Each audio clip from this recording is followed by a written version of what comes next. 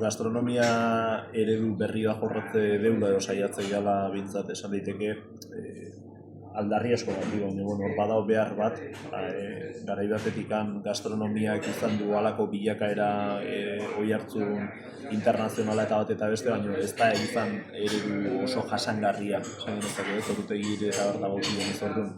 Hor Mikel Lauak esatezun bezala, ez, belaunaldi bakoitzai dagokio bere erantzun propioak sortu eta bere oraina eraldatzea, ez, zerbait pausok aurrea iteko, ez, denboran alperrik ez gaudela pentsatzeko, ez, da orduan esan gu zerbait iteko badeu izan behar du zerbait aportatzeko, gure inguruei zerbait aportatzeko, eta horretikan, saiatzea, antolakuntza berritzailea ez, baina antolakuntza justu bat ematen da, hor, adibidek ordutegik eta... Azken ordutegik, lanak hemen azken ordu ekstrak ez egiten, ordutegik oso nortuta daude, eta zerbitzu gutxi emateke, ukillo jendia hobeto egoteko, eta talde guztiak beti batea egoteko. Bueno, bai, badaude hor.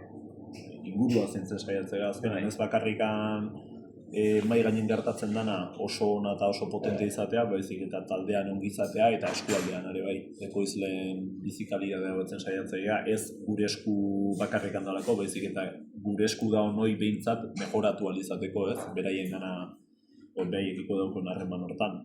Azkenean, ingurua zein du, ingurua gu zaindu gaitzan.